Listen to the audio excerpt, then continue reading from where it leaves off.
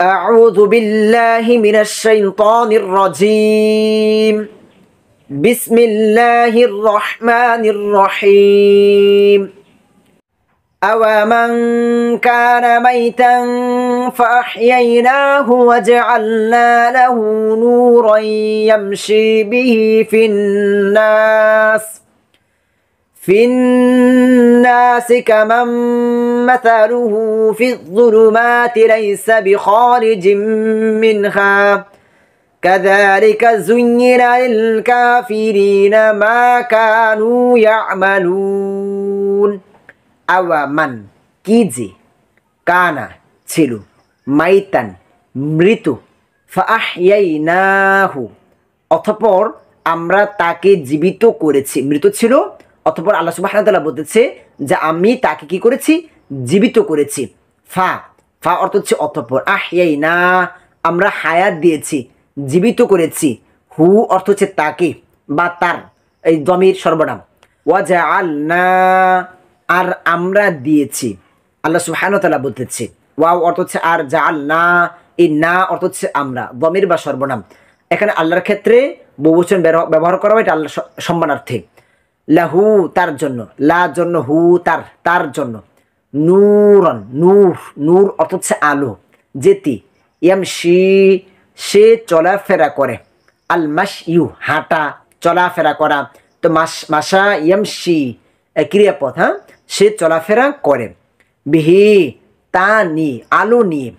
ফি মধ্যে, আর নাসি মানুষের, আর নাস নাস অর্থ হচ্ছে মানুষ। কামান ওই ব্যক্তির মতো, কা কা অর্থ হচ্ছে মতো, মান যে মানে হচ্ছে ওই ব্যক্তি, এখানে যেতে অর্থ হবে না, ওই ব্যক্তির মতো। মাসালুহু তার দৃষ্টান্ত, মাসাল মাসাল মানে হচ্ছে উদাহরণ, দৃষ্টান্ত। আর হু অর্থ হচ্ছে তার, দমির সর্বনাম। ফি ফি অর্থ হচ্ছে মধ্যে। আজুলমাতি জুলমাত অন্ধকার, ফি জুলমাতি অন্ধকারের মধ্যে যে রয়েছে। লাইসা লাইসা অর্থ হচ্ছে নয়। বিখরিজিন বের হতে সক্ষম। মিন হা মিন থেকে, হা অর্থ হচ্ছে তা, মানে ওই অন্ধকার থেকে বেরোতে সক্ষম নয়। কাযালিকা এভাবেই, জুইয়িনা সুশোভিত করা হয়েছে, আত্তাজিনু সুশোভিত করা মাসদার থেকে। লিল কাফিরিনা কাফিরদের জন্য, লি লি অর্থ হচ্ছে জন্য, কাফিরিনা কাফিরদের জন্য। মা মা অর্থ হচ্ছে যা, কানু ইয়ামালুনা তারা করে। আচ্ছা, একত্র অর্থ দেখি তাহলে সহজ হবে। আর এমন ব্যক্তি যে মৃত ছিল অতঃপর আমি তাকে জীবিত করেছি এবং তাকে এমন একটি আলো দিয়েছি যা নিয়ে সে মানুষের মধ্যে চলাফেরা করে। সে কি ওই ব্যক্তির মতো যে অন্ধকারে রয়েছে, সেখান থেকে সে বের হবার নয়? এমনইভাবে কাফেরদের জন্য সুশোভিত করে দেওয়া হয়েছে যা তারা করে। আচ্ছা, এখানে আল্লাহ সুবহানাহু ওয়া তাআলা কাফির এবং মুমিনদেরকে পার্থক্য করেছেন। আমরা আবার একটু দেখি। আর এমন ব্যক্তি যে মৃত ছিল, এখানে মৃত বলতে ওই মৃত না যে মানুষ যে মৃত্যুবরণ করে। এখানে মৃত বলে আল্লাহ সুবহানাহু ওয়া তাআলা পথভ্রষ্টতাকে বোঝানো হয়েছে, যে যারা হিদায়াতের বাহিরও রয়েছে তারাও এক ধরনের মৃত।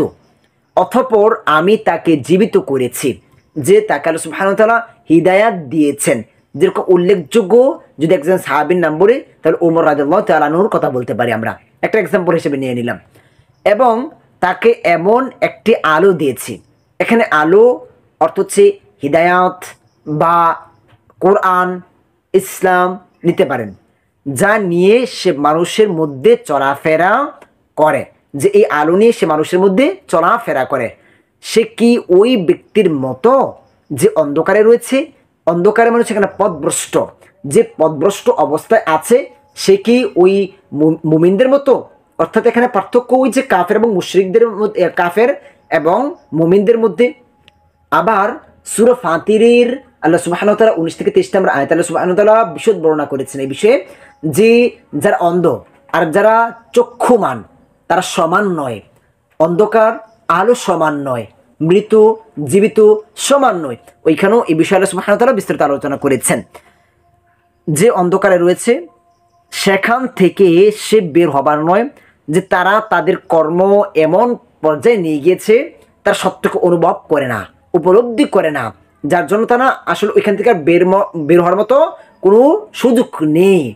এমনইভাবে কাফেরদের জন্য সুশোভিত করে দেওয়া হয়েছে যা তারা করে।